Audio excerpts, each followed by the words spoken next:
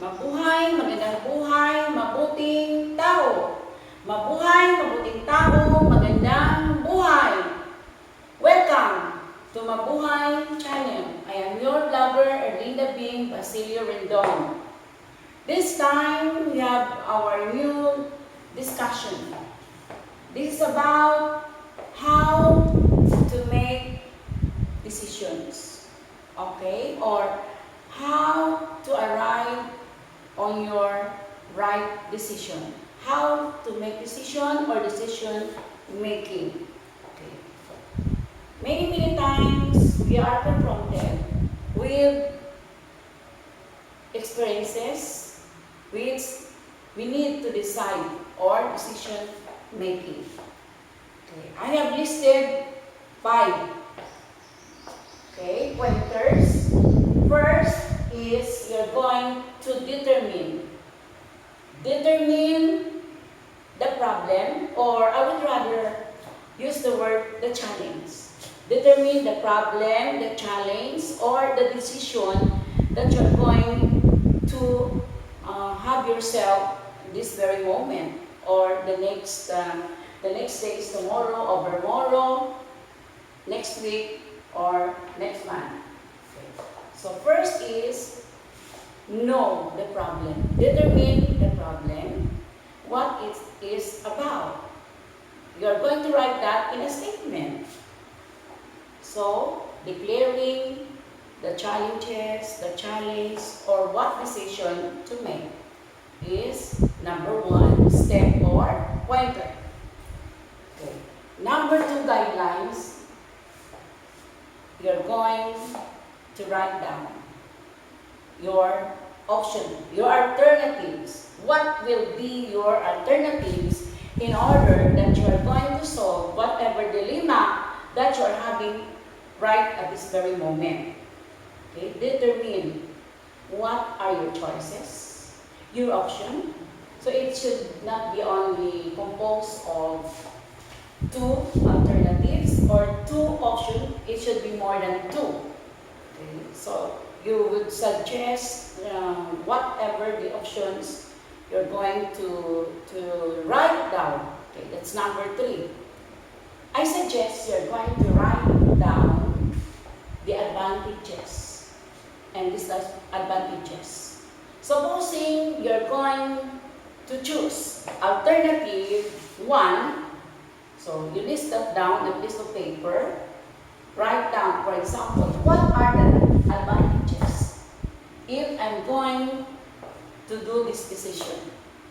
Okay. Next, you write also the disadvantages. On the second column, you write that one, the disadvantages. If you're going to choose this decision or this alternative, list down as many as you can. That is the pointer. After listing down, analyze every option or every solution you'd like to give to your dilemma. You're going to count the advantages, the disadvantages. You're going to weigh it down. What matters most is if what counts as most in number, more advantage for you.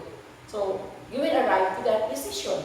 After counting the points, you give a point for every answer you have written down for your decision making to solve your problem, okay, or your dilemma. Okay, so that's number 4. You are going to select. Now, you're going to select the disadvantages, or rather you're going to count, including the disadvantages. Okay, so number 5, you're going to arrive now in your decision making. So what will be your alternative? What will be your option in order to solve that problem? Okay. So let me give an example of a dilemma. It might be an ethical dilemma, political dilemma, physical dilemma, workplace dilemma that you're facing now and then, or a spiritual dilemma.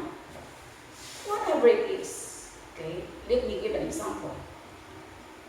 You are being confronted by a toxic person.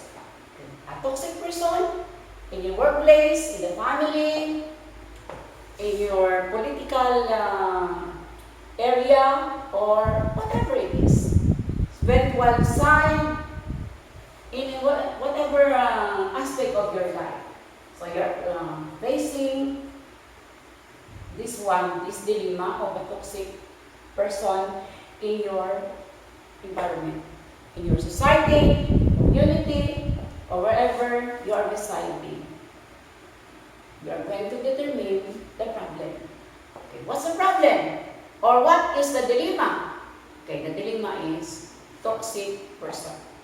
Okay, let me just emphasize that a toxic person, I usually declare themselves as victims. They would pronounce to everybody, oh, I am a victim. Somebody did this to me, this and that. So, have mercy on me. I am a victim. That is the pronouncement of a toxic person. Another one idea is they are overly defensive. So, this toxic person, they are overly defensive. They would always protect themselves that they are right and other persons are wrong. Okay. So, the signs of a toxic person. Come again. So, they would declare themselves as victims. Okay. Next is, they would declare also that they are overly defensive. Everything is good or right what they have done. But for other people, it's wrong in their own eyes, on their own evaluation. Okay?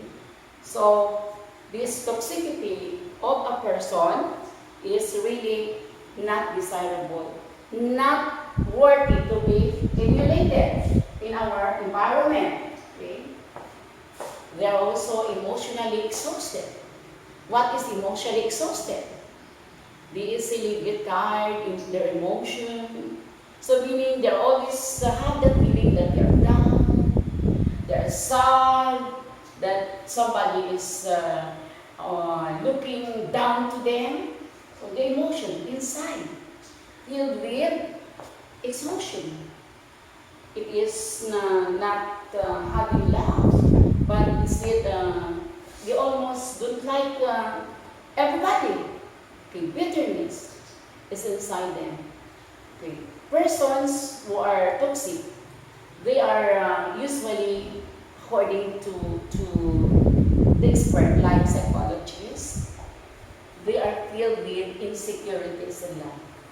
Yeah, insecure, regardless, they are having wealth, they are the famous, they are occupying a high position, they are promoted, they have a big house, they have a car, everything, the jewelries, they have a big deposit in the bank, but they don't have happiness. Everything for them is down. Okay. They always look like they are holding the big something or the whole world. Okay. So that's it. No? Those person, how are you going to confront them?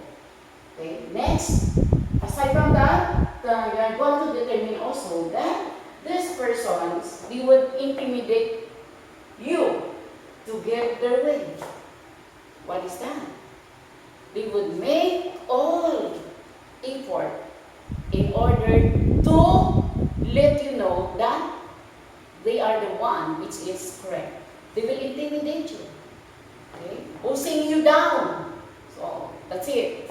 Next, this person, they are also filled with jealousy. Whatever you do, whatever successes, achievements in life, promotion, promotion, additional property, your happiness. They're simply jealous. Yes. So these persons are filled with toxicity. They are toxic. Okay? And also, toxic person, they would control your debt. They would provide, they would calibrate in your mind. They would navigate in your mind that you are the one filled with guilty feelings and not them. Okay, they will be telling everybody, oh, so and so, they are having this not desirable action, but actually it's them, it's not you. Okay, so you're going to determine this toxic person, the sign, no? Okay. Next is this person would usually give you their insincere compliments, backhanded. Okay, you call that backhanded comments, insincere. They are not having the sincerity. For example, they will tell you, oh, you are beautiful. Oh, you are good. You are intelligent. Okay. But after you are not facing them anymore, you have already turned your back, so they would put you down to other people. Okay. So after these determinants, no, of these toxic people, toxicity is really works of the devil. It's not the work of God, because God would like us to prosper, would like us to give the good things in life, not the bad things. Okay.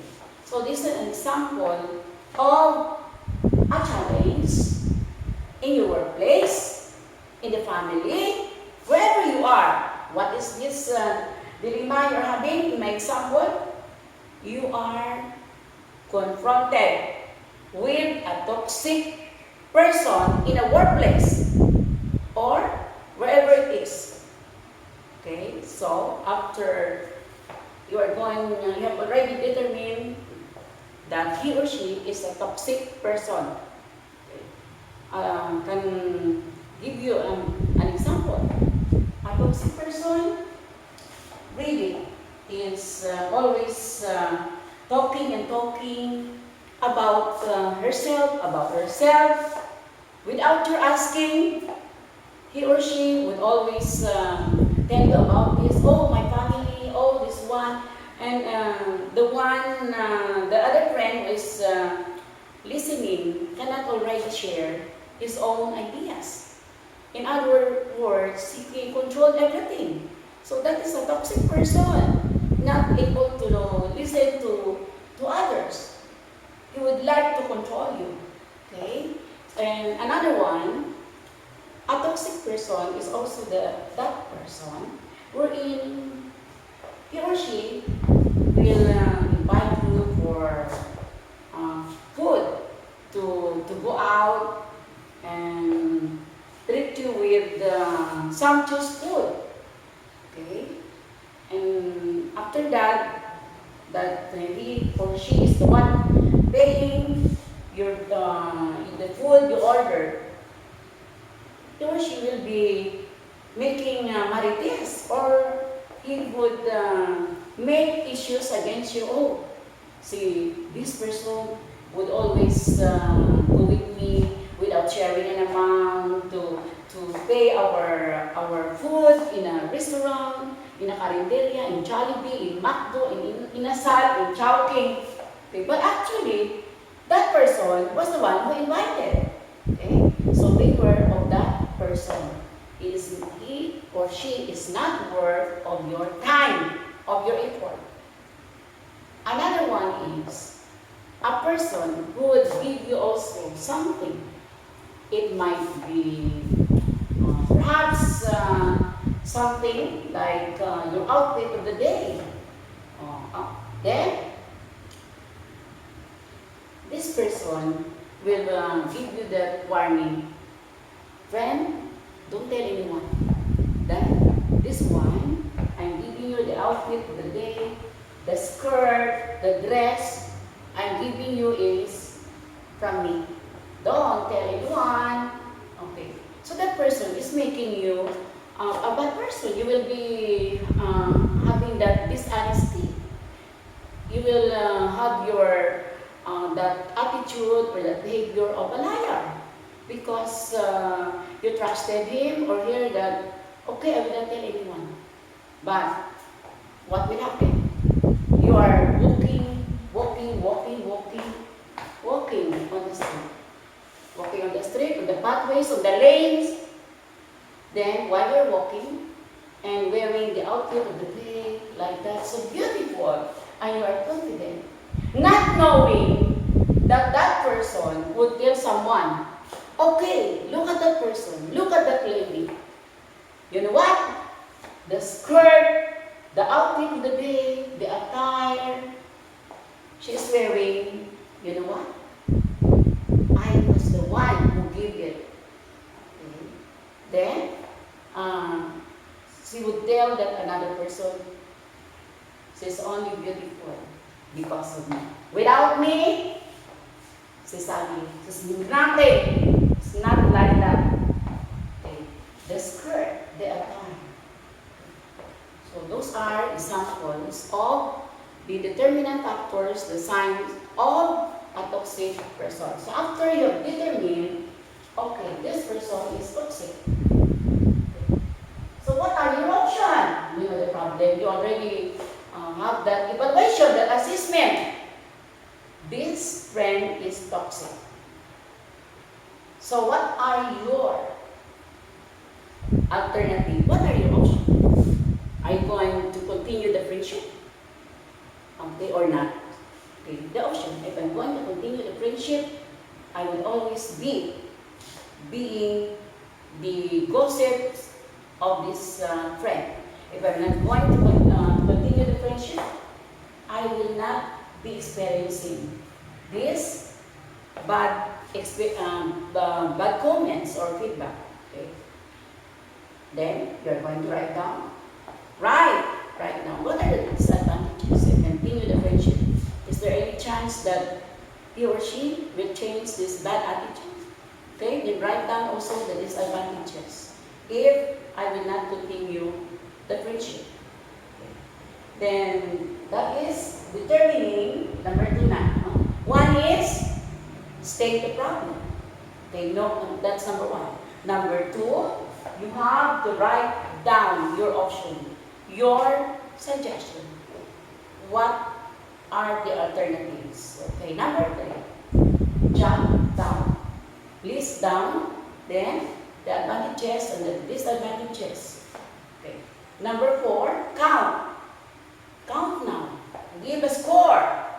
Supposing this number 1 is 10 points. Number 2 is 5 points. For the disadvantages, we have 5, we have 10, 15, so on and so forth. Then you're going to solve. Count it. What is the highest score? Okay. That would benefit you. So you are right now. The next is, you're going now to the number 5. After counting, you're going now to choose your decision. You're going now to decide, am I going to continue my friendship with this person or not? I'm going to run away, to ignore, or what? Okay. So I have given you these pointers on how to solve a problem, a challenge, and a dilemma. Okay, let's have a recapitulation. So to solve the pointers in solving this dilemma that we have in everyday life. 1 is determine the problem, the challenge, or what decision you are going to take. Number 2, you are going to have your option, your alternatives, your options. Then number 3, list down the advantages and the disadvantages. Okay, that's number 3. Number 4, count it. Have a score. Score now what you have listed, as many as you can. That is number 4. 5, arrive or make a decision based on what you have taken the 4 steps. Okay? So, this is my worthwhile sharing to you this very moment. I hope you have learned something of my sharing how to solve a problem, or I would rather use that a challenge, or arrive at a right decision. Thank you for watching. I am your vlogger, Erlinda Ding Basilio Rindon. Mabuhay, magandang buhay, mabuting tao. Mabuhay, mabuting tao, magandang buhay. See you again in my next topic, my next vlog. Mabuhay, magandang buhay, mabuting tao.